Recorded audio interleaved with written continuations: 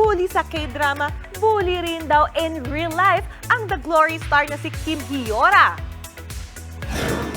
Sa report ng Korean news outlet na Dispatch, inamin ng aktres na naging miyembro siya ng online group na Big Sang-ji noong nasa middle school pa lang siya.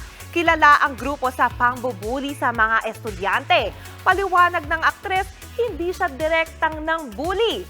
Binuli rin daw siya ng kanyang mga senior kaya hindi niya magagawang iparanas ito sa ibang tao.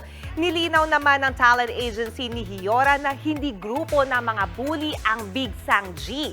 Handa rin daw silang magsampa ng kaso laban sa mga anilay naninira sa aktres. Nagsorry naman sa fans si Hyora. Nakilala siya sa hit series na The Glory na tungkol sa bullying at kontrabida rin siya sa season 2 ng K-drama series na The Uncanny Counter.